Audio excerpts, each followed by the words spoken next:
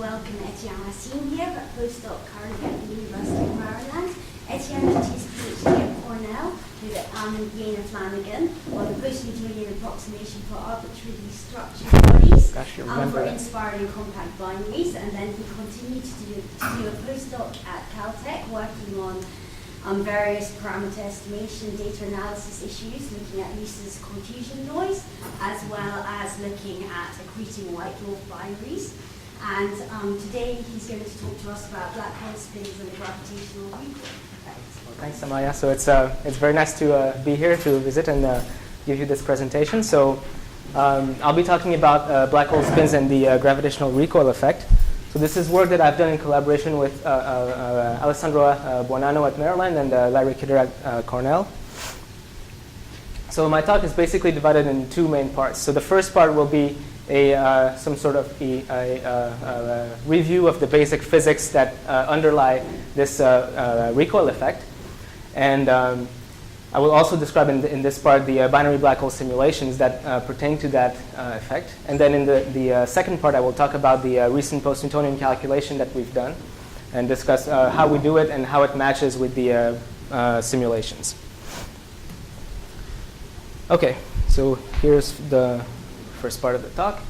So I would actually like to start by discussing the recoil effect in the context of electromagnetism. And the reason why I want to spend some time in this is because there's a lot of very similar features that appear in the gravitational radiation case, but it's, I think, easier to visualize what's happening with just moving charges. So in E&M, basically, the situation, let's consider just two charges rotating around each other. And since they're moving in a circle, they will emit radiation. And the E and B fields in the field that is far from the source will decay as 1 over r, and these 1 over r fields are the radiation fields. And these fields carry energy and momentum via this stress energy tensor. And so what you can do with this stress energy tensor is compute the fluxes of energy and momentum that are enclosed by, say, a given sphere. So here's the surface element of a sphere that's far from the source. And to compute these fluxes, you put in the appropriate components of the stress energy tensor. So I will describe them in a little bit more detail soon. So since the stress energy tensor is quadratic in the fields, it decays as 1 over r squared, which ensures that these fluxes are finite as you take the sphere going to spatial infinity. So that means that this property ensures that there's really energy momentum that is carried away by the gravitation, by the radiation, and that it leaves the source permanently. So for the energy flux, the quantity that is responsible for its transport is a familiar Poynting vector. So if you look at the time-space component of the stress energy tensor in E&M, it's basically E cross B. So we're all familiar with that. In the case of the momentum transport, the quantity responsible is the electromagnetic stresses. So it's the space-based part of the stress energy tensor. And it goes as EI EJ minus a half delta IJ squared plus a term where E goes to the B field. And so when you plug in this structure into the flux formula, what you get is that the radiated linear momentum goes as this expression. OK. Now when you do these surface integrals very far from the source, E and B are essentially plane waves. And so this means that since these waves are transverse and since the direction of propagation is parallel to the normal vector to that sphere, these dot products will be 0. And the momentum flux reduces to this surface average of E squared plus B squared. So this is the first thing that I want you to remember for later, because in the gravitational case, there's a quantity that will play the role of E squared plus B squared. It will determine what is the momentum flux carried away by gravitational radiation. So from this expression, you can see that if E squared and B squared are spherically symmetric, then this surface average will just be 0. And so in order to have a non-zero momentum flux, you need some sort of, you you cannot have spherical symmetry. So if your source is exactly symmetric, then you won't get any recoil. So that's one other important property that will carry on to the gravitational case. Now, to get the recoil, what you use is a conservation law. So in E&M, there's a conservation law that relates the rate of change of the field momentum and the particles momentum that's enclosed in this volume V, and it's equal to the negative of the radiated momentum through the boundary of that volume. Okay, so that's the standard conservation law in E&M, and so what's called the balance argument that will be used later is that this radiation piece will impart a recoil to the center of mass of the charge distribution. So if you neglect the momentum stored in the field here, you can identify the rate of radiation to the rate of change of the center of mass momentum, and that's the recoil effect. Okay, so this is basically the picture in E&M. Now, how does that carry to the gravitational radiation case? So gravitational waves are described by what's called linearized gravity. And what that is, it's a perturbative approximation to GR. And what one does is you expand the full space-time metric into some fixed background plus a perturbation piece. And usually this fixed background piece is taken to be the flat Minkowski spacetime. But you can put, say, a Schwarzschild background in there. This is still linearized gravity. Now, the reason why I spend so much time discussing E&M is because this theory, linearized gravity, shares many qualitative features with E&M. So, for example, the field equations for this field h mu nu is a flat space wave equation if you're perturbing about flat space. And there's a similar gauge freedom enclosed. So this plays the role of the potential, for example, the vector potential. And there's a gauge freedom in E&M associated, so you can change the vector potential. And there's a similar gauge freedom in linearized gravity.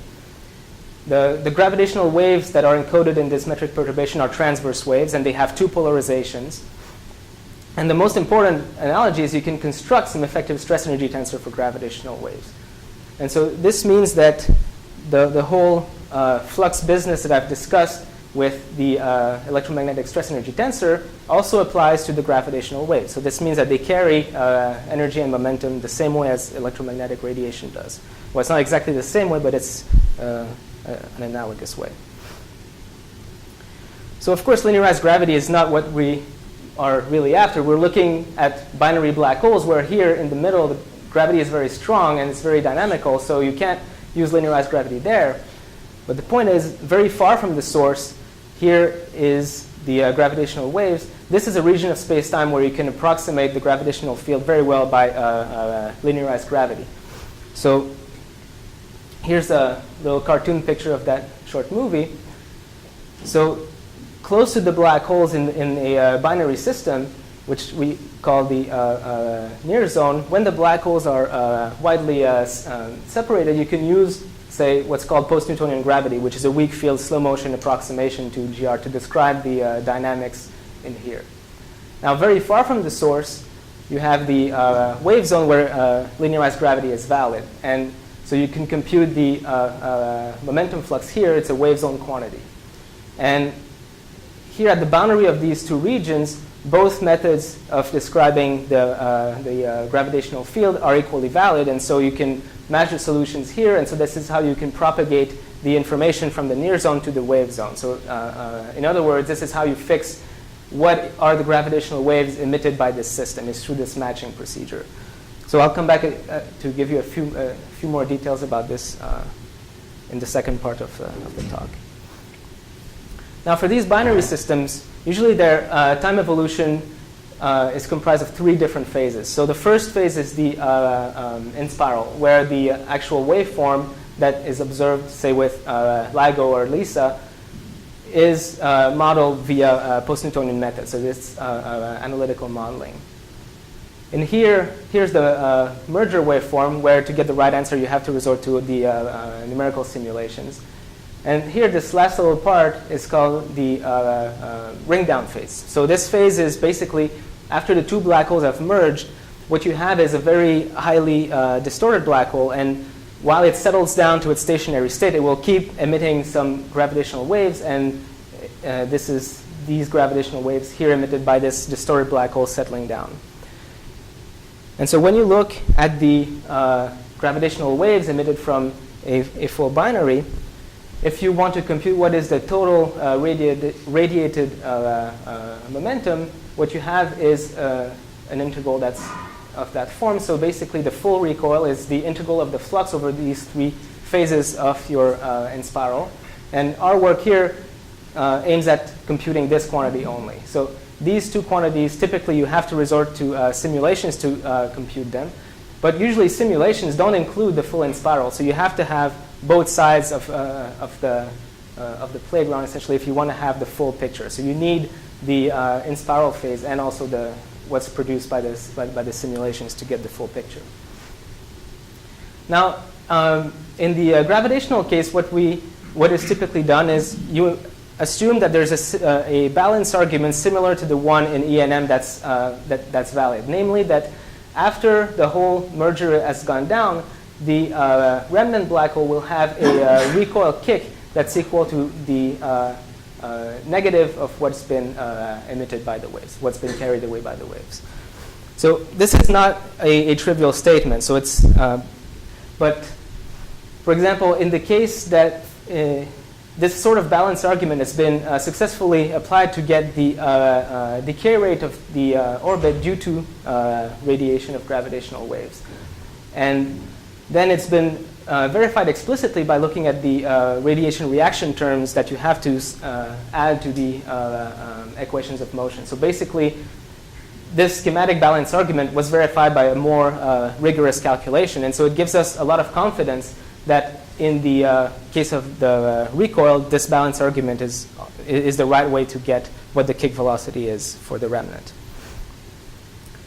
Okay, so here's a map of the different relativity groups in the world which have been involved in computing this kick velocity. So just to give you a little overall picture of who's involved in this effort. So there's the Rochester group, RIT.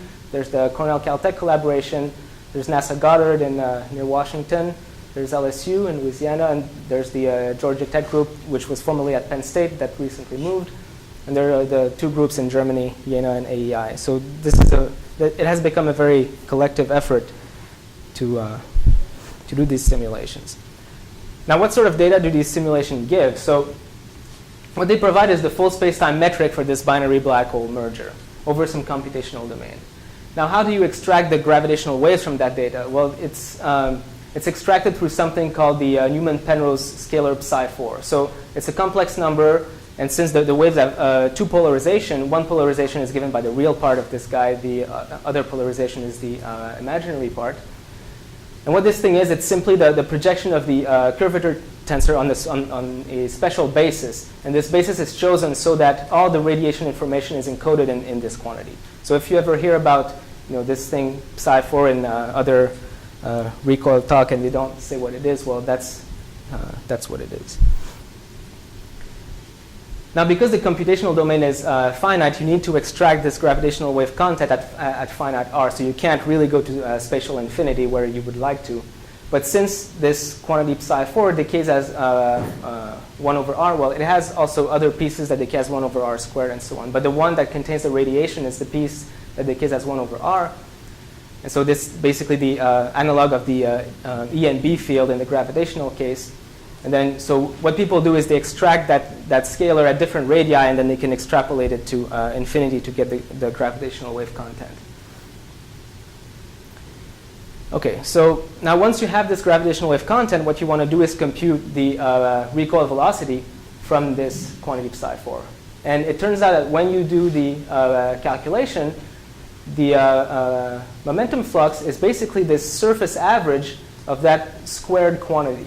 And so this thing here in blue plays the role of v squared plus b squared for the gravitational recoil. So you have all your gravitational wave data comes into here, and you compute this thing, and then you get what the momentum flux is. Now that's one way to do the analysis. Another thing that you can do that's very useful is to do a multipolar decomposition of this psi4 to look at which modes are the most important to get the recoil effect. So these are a few people who have done that. And then once you have this multipolar decomposition, there's a formula that you can use to get the kick. I'll show it explicitly a bit later. And then once you have this flux as a function of time, then you can integrate this flux to get the total recoil. So that's what the numerical groups do to get what the kick velocity is. OK, so now I want to move on to discuss what are the results of the numerical simulations. So I want to first focus on the non-spinning black hole binaries, because it's a much simpler system than when the black holes have spins.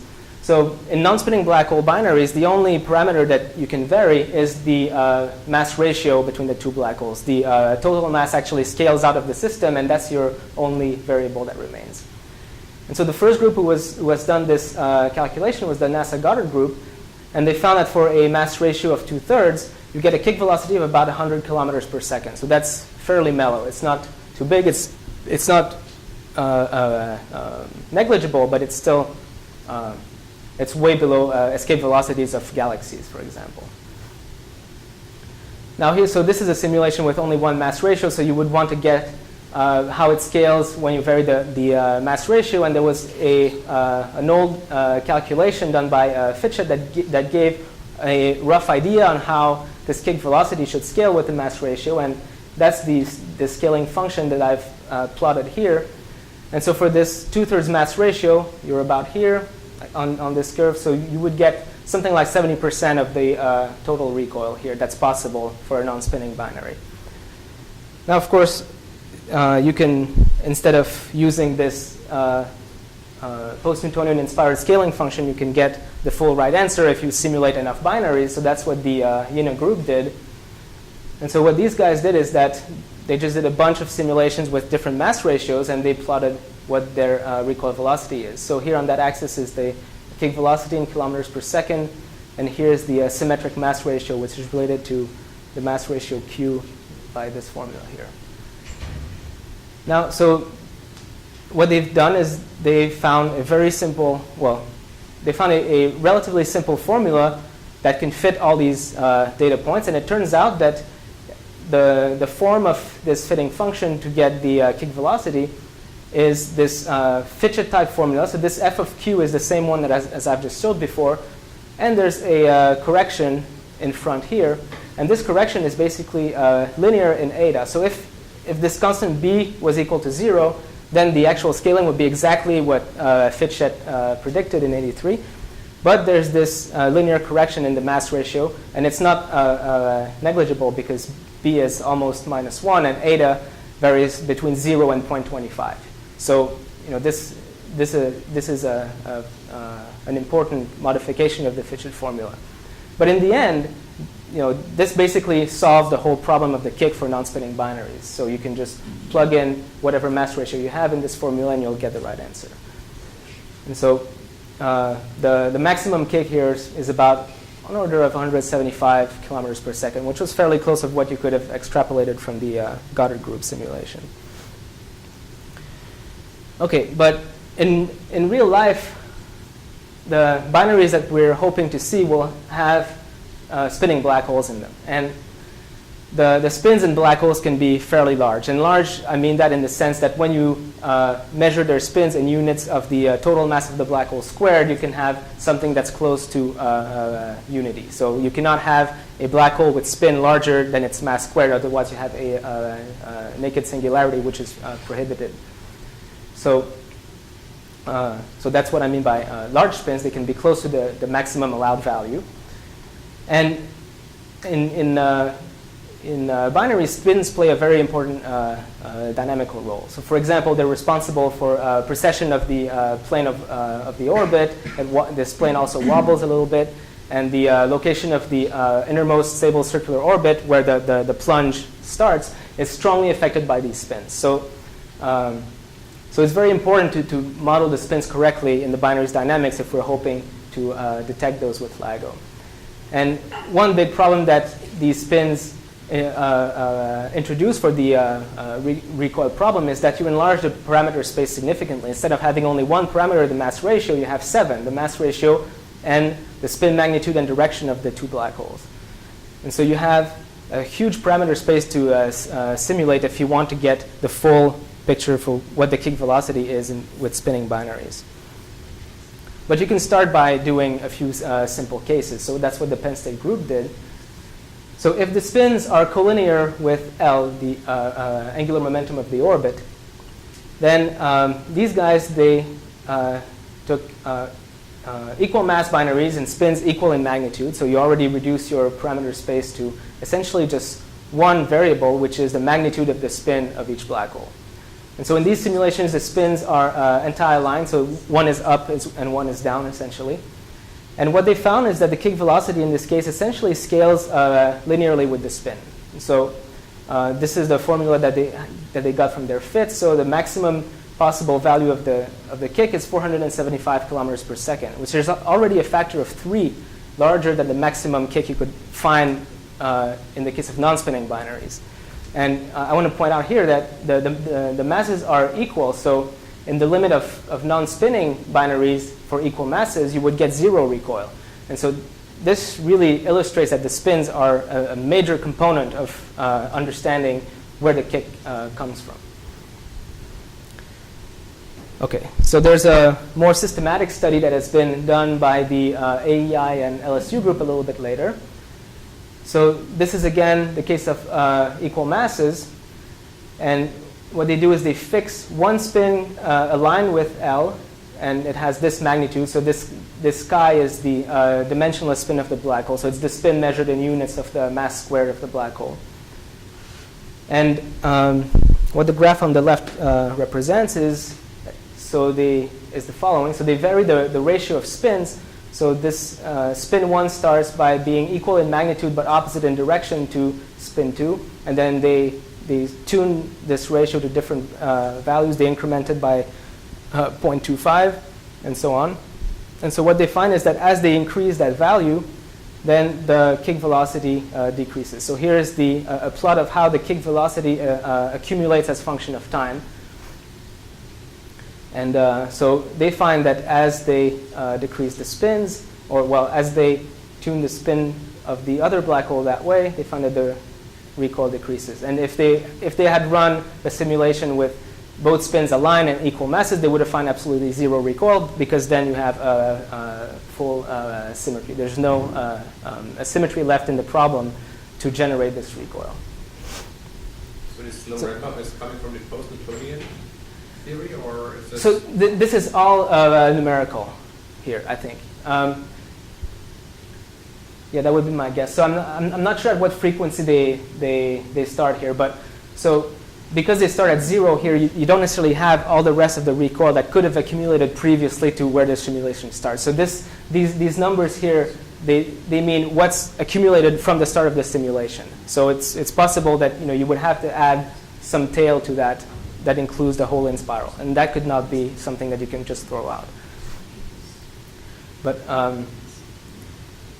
so if you take their result here and scale it to maximal spin, then you get that the maximal recoil you can get is about 450 kilometers per second. So that's in the same order of magnitude that what was found by the Penn State group at that time. But if you have Yes. equal masses and if you're very far away, will the spin matter very much?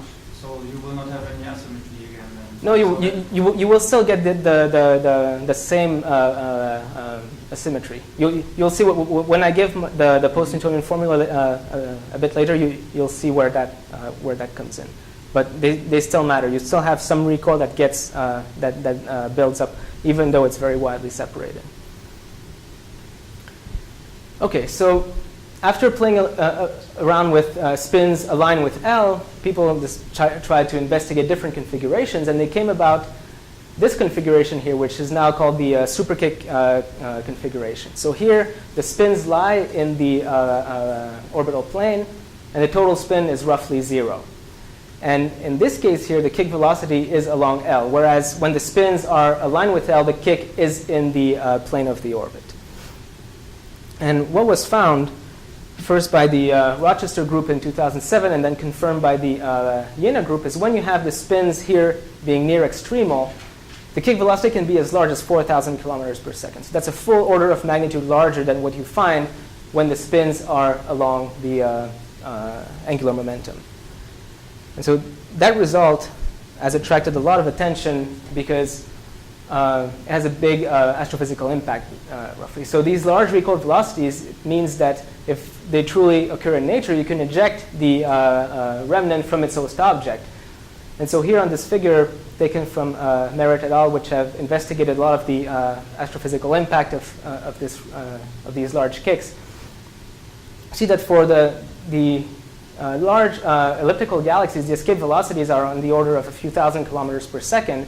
And for smaller objects, for example, these dwarf ellipticals or globular clusters, these large kicks are well above the escape velocity. So whenever you have one of these super kicks, the remnant will just be thrown out of its host object. So that has a big impact on the population models for galaxies and also for the growth scenarios of supermassive black holes via these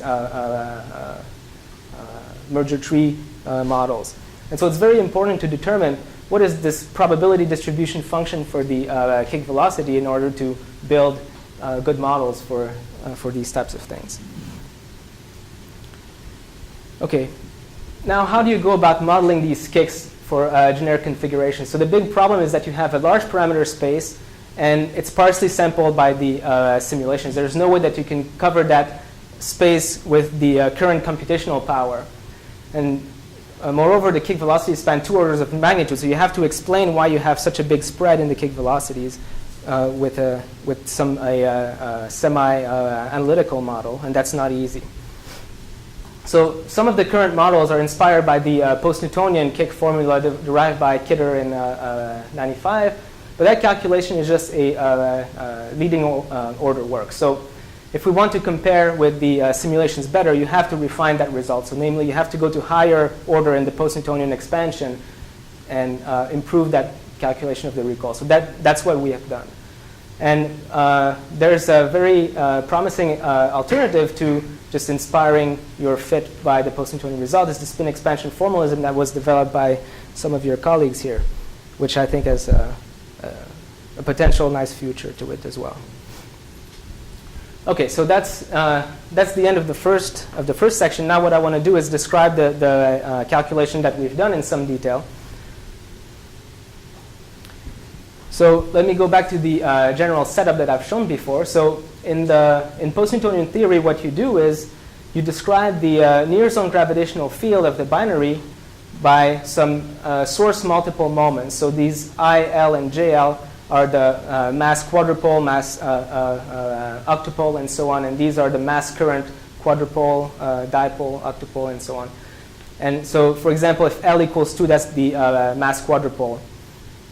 And you do a similar thing when you solve for the gravitational wave field. You can parameterize the solution in terms of radiative moments. So these would be electric type radiative moments. These would be magnetic type radiative moments. And the way that you transmit the information from the near zone to the wave zone is via this matching and the boundary. And what that matching does essentially is it expresses the radiation moments in terms of the source dynamics that's captured by these source multiple moments.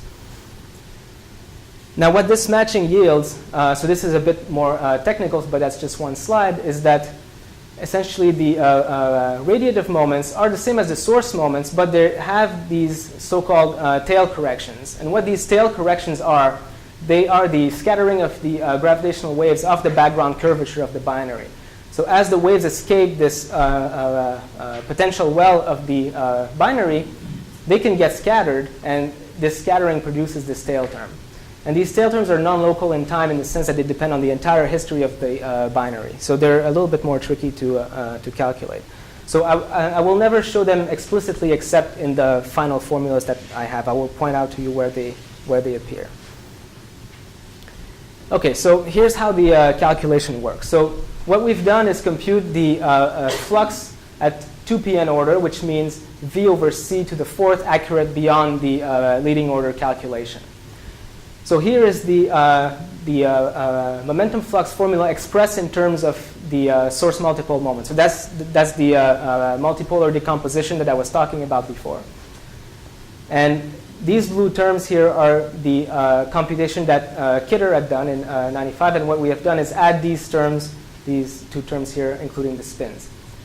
Now let me just explain what the notation here is. So for example, this term here represents a coupling between the third time derivative of the source mass quadrupole moment, and here is the fourth time derivative of the mass octopole moment. And so what you have to do essentially is compute all these couplings and these time derivatives. So it's a very tedious calculation. So okay, so I've just said that these blue terms are the Kidder-Kick formula. And the 2pn flux has been known for, in the case of non-spinning binaries, since 2005. So Fitchett had done the first calculation at leading order. Wiseman had included these 1/c², first post-Newtonian correction, and Blanchet and his collaborators have included these extra terms. So basically what we have done is add the spins to that formula. Yes? Is it approximately right to say that, can I read off by the numerical coefficients in front, which of those new terms is the most important? Like, is the 4/63 term, does it dominate all the way? Those correction terms all the way up to the end? No, it's not quite like that because, well, I'll just move to the next slide, and you'll see that there's different contributions. It's not only from these moments. You have the equations of motion of the binary that generates spins themselves when you take all these time derivatives. So it's very tricky to isolate which term in here gives you the dominant contribution. Actually, they all mix up together in a very complicated way. So how does this calculation go about? So, well, the multiple moments of the binary's motion are functions of the orbital separation, orbital velocity x dot, and the spins of the black holes. And so when you take all these time derivatives of the multiple moments, what you do is whenever you encounter x double dot, you replace it by the 2pn accurate acceleration. So that's the equation of motion of the binary, which includes all these terms here. So here you have the m/r² Newtonian acceleration. You have the non-spinning corrections at 1pn and 2pn. Here is the spin orbit correction, which comes from frame dragging effects. You have also S1, S2 type terms. So those are spin-spin coupling that gives you one term that you have to take into account. And there's also the Quadrupole-Monopole Interaction that gives you a term that you need to take into account. So I'll come back to that interaction a little bit later. Well, actually in the next slide. And also when you see the derivative of the spins, what you have to do is replace that by its precession equation. And for our purpose, it's sufficient to keep the precession equation accurate to 1/c³. And that's because in the source moment, the spins appear to leading order with a 1/c factor in them. So you only need that accuracy in the precession equations. So the spins evolve. So there's a precession term due to spin orbit coupling again. So that's the frame dragging effect once more. There's also a spin 1, spin 2 coupling, and there's also a quadrupole-monopole contribution to that precession. So I'll explain what that is in a moment, because these terms usually are not taken into account by gravitational wave people, but they are crucial in getting the right answer in this case. And so as you can imagine, this calculation really balloons into thousands and thousands of terms, so there's no way you could ever possibly do that by hand. So you have to build a mathematical code to do all these time derivatives and do the index contractions. And basically the whole project is included in this line. Once you have computed all this thing is months of work. So I just want to say a few words about this quadrupole-monopole interaction, because it's usually something that's not talked about very often in our community. So where this interaction comes from, it's basically because the spinning black holes possess a mass quadrupole moment. And so this mass quadrupole moment will couple to the tidal field of the companion object, and this coupling will generate acceleration terms and spin precession terms. And the functional form of these spin precession terms and acceleration terms is exactly the same as in Newtonian physics. So that's a non-trivial statement that has to be proven, but this proof exists. And so if you wish, this quadrupole-monopole interaction is responsible for the perihelion precession of Mercury's orbit. It's one contribution. And the quadrupole-monopole coupling is what causes the Earth's precession of the equinoxes over this 26,000 years period. So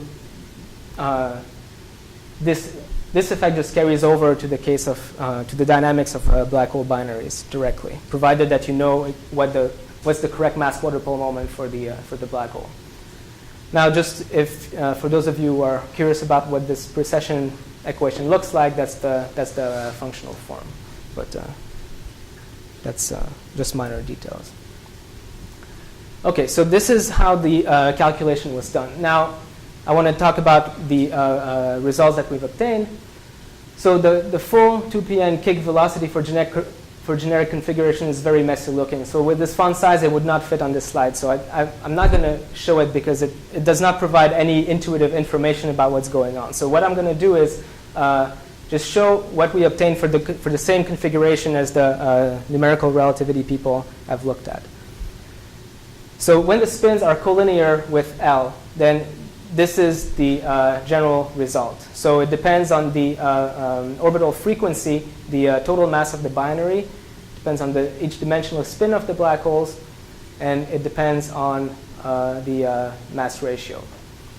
And so here this 3 pi m omega, that's the tail contribution that I was mentioning before. So usually the direct post-Newtonian calculation will give you these nice fractions, and the tail terms always give you these factors of pi. And so there's nothing much to say about this formula except that that's the main result. So let me simplify to the case of equal mass. Yes, sure. Sure. So, Yeah, she's there. So what would you say about that formula relative to what you guys people did? No, I think it's correct. And from No, looking at it, I think it's I'm not asking for a grade. I'm asking for, do you have? yeah, I those recognize, terms? like, so I can recognize, for instance, the tail term that comes in at 1.5. So this happens in your expansion, but are the coefficients here then determinative in yours? They had to be. So I mean, what Etienne has done is used those post-Newtonian results for Yes. various multiples and multiple moments, and then he has then extracted. He's then computed the kick formula. So I mean, he has used those results, so they are in total agreement. Yeah. So well, if I go back to this formula. What? It was essentially your framework relative to this framework, which is better. Yes, which one is? I don't think that they're not different. I think it's the same thing. It's the same. Yeah. But every term that they expanded in UC, do you have anything that they did not find? In what context? It depends. Are you talking about the spin expansion? Yes, exactly. Oh, sorry. Okay, so Okay. So that we have not done the check with the spin expansion, but I'm sure that we will find the exact same structure because we have checked that we respect the symmetries of the problem. So we've checked that we respect parity invariance under interchange of labels. You know, basically all the symmetry arguments that they've used in their paper. So I mean, I didn't check exactly the same coefficients, but I'm sure that they will match because we made checks based on the exact same arguments that they've used in their paper, and all our results are consistent with that. So the previous, in terms of the final kick formula, the previous Kitter results that they had that Etienne was mentioning, Yeah. So amounted to the Kitter result is this factor of 1 here. Amounted to the spin expansion of the linear order. So what they've done is if you collect it, so this amounts to getting the coefficients at quadratic order in the kick formula. Whereas for us, there are untermed coefficients. You have a fixed number. There's a small. So here, there's a lot more coefficients, but there's also, I mean, there's a lot more. Right, if you just collect them all according to which components of spin are present. And did you have arguments for the relative size of the coefficients, or was that just totally determined by invariance? It's determined by numerics. But here, you've got it determined by. Yeah, so that's a good point. So this is only for the in spiral part. What Latham and Samaya have done is mapping the initial state to the final state. So this is just this does not give the final kick. You have to add the merger and ringdown part to that in order to get the value of the coefficients that they are after. So this is not the full picture yet. But I mean, it definitely provides information on Yeah. it. Well, the interesting question is whether the coefficients you find in the numerics differ from what you're going to tell us. So I guess you'll. So I'm going to talk about what numbers come out of this in a few slides. Okay, so. Can I ask just a related question? Yeah, sure. In the sense of regard to the spin session and how this spin extension work. One issue had to do with how precisely you were defining about orientation spins, except in cases of special symmetry, where one would have to worry during an spiral about the section of the spins, right? And so how is that? I mean, you were basically defining the spins at infinity, so to speak. Or in large separation. So basically, if you, in both here and in the spin extension approach, you start when the black holes are far enough apart that they, or at least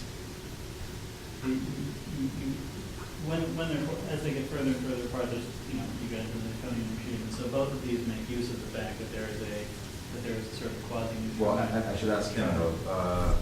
You're defining the rotation spins in the initial state at infinity or at large separation? Oh no, you have some fiducial point where you start at. You have some initial frequency that you start a binary at, and then you let that in spiral. Because if you actually put them too far away, then the in spiral time will be too long. But in any case, it won't change what the formulas are, because for the kick velocity. Because I should go back to the.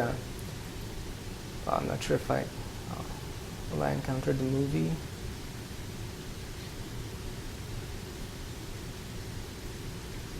Okay, so if I go back to here, so what I've computed is this quantity here, and you have a lower bound here, and I assume that the contribution from the lower time bound give you a zero contribution. So you assume that when you take what the formula I have for dp/dt is, I plug it in there, I do this integration, and I drop whatever lower bound I have here. So you can take that lower bound all the way back to infinity if you want. But it just gives you the 0 point if you want to. So where's the boundary between like in spiral and merger for your calculation? Where do you cut off? That's a very tricky question. So I'm going to address it in my last few slides. I mean, I'm going to tell you what we've done, but it's a tricky question because the post-Newtonian expansion converges very badly. So once things start to go bad, it's very hard to estimate what is the size of the term that you're dropping. So you know how they scale in V over C, but you have no idea how big the coefficient is in front. It could be very large. So it's tricky. The best you can do is quote a range of frequency where you decide to stop and quote what is the recoil for that range. And I think so far that's the best that one can do, I think. Okay, so go back.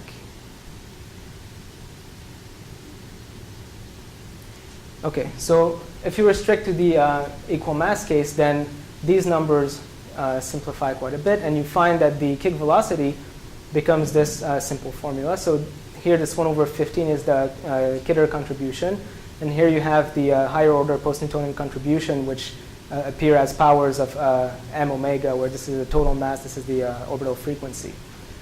And so that's the main result, and we see that so there's an important negative sign contribution here, and there's the tail term, which can actually grow quite large as the orbital frequency goes up, and because of essentially this factor of pi here gives you a big contribution. And here's the spin-spin contribution that tends to also lower the kick. So basically, in the simulations that I've shown before, when this chi1, when the spin of black hole 1 was decreased incrementally, this means that this term basically increases with time, and that contributes to lowering the kick velocity as the spins go from these configurations to a configuration that's more like that. Okay, and the kick, this expression is maximized in the anti-align case, equal spins. When the spins are extremum and anti-align, that's what maximizes the kick. So this is in complete agreement with what the simulations show. Now for the Superkick configuration, let me remind you that the spins lie in the plane, the masses are equal, and the spins almost cancel. And in that case, the kick is along L, so I just want to show what's the projection of the kick velocity along that direction. And so this is the Kitter formula. Here's the leading order post-Newtonian correction, which has a plus sign in front, so that's very important in determining why these Superkick configurations gives a much larger kick. That's one of the reasons. It's because this next to leading order correction, which becomes very important, has a different sign. And there's a factor of 2 here that was known before, but this sign different leads to an extra factor. And notice also that it depends on the relative angle between the line joining the black holes and the difference between the spins here. So there's some sort of cos theta dependence that has been observed in numerical simulations. So this cos theta dependence in the paper by Campanelli et al. Comes basically from this overall scaling factor. So we recovered some of the features of the simulations. Okay, so I just want to discuss a little bit more the comparison between the two cases. So if you take the ratio of the maximum kick between the Superkick configuration to the kick in the collinear case, you find that as the orbital frequency increases, this ratio goes from the Kitter expression, which is this factor of 2, but these next to leading order spin orbit corrections and the spin-spin corrections take this ratio up to something like 3.1, 3.15. So it's a big, it's a very non-negligible correction. And what the numbers look like for the actual kicks are the following. So in the collinear case, if you decide to cut the in-spiral regime in this range of orbital frequencies, you find that the collinear kick has this order of magnitude, which is very consistent with the final kick observed in the simulation. So the merger and Ringdown will provide the complementary contribution to boost the kick up to 450, 475. Now for the Superkick configurations, for the same range of orbital frequency where we decide to cut off the in-spiral, we get a kick between 355 up to 1,000 kilometers per second.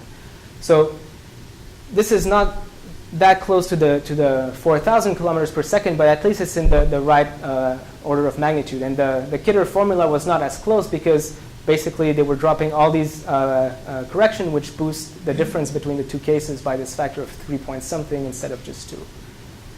So, but it remains to understand why the merger and Ringdown in the Superkick configuration still improve this kick by another factor of 2 or 4. So this is still a bit of a mystery to me. I don't understand it fully, but hopefully future work will help us understand that. Do these various contributions to the final net kick depend at all on the mass ratio? Oh yeah, sure. So if the relative size of them. If I go back to here, if you go to unequal masses, the mass ratio here is this eta thing. This is m1 and m2 divided by the total mass squared. So it does indeed depend on the mass ratio. Yes. But qualitatively, I mean, if you go to a very small mass ratio, is the in-spiral dominating more or less? Well, that I'm hard pressed to answer that because there's no simulation that has been done with high enough mass ratio to give any intuition. But if I'm to venture something, I would guess that the scaling with the mass ratio in the extreme case would be very similar to what they observe in the non-spinning case, maybe. Well, yeah, I think the overall scaling should be something that looks like the Fitchett formula, the graph that I've shown earlier. But I wouldn't necessarily bet money on it though.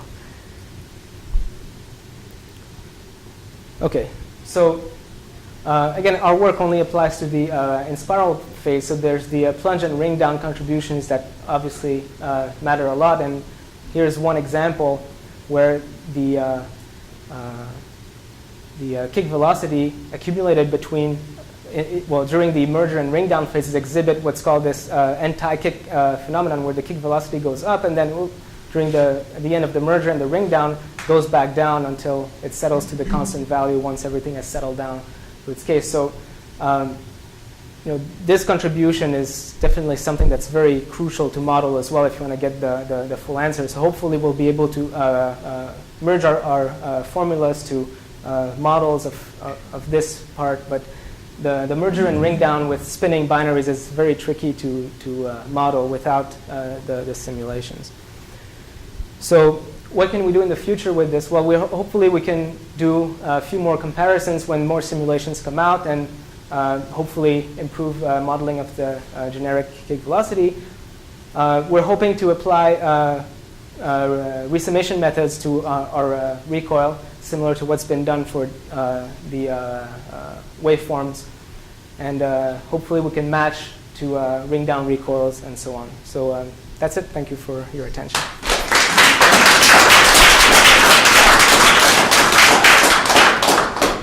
Thank you very much. Are there any further questions?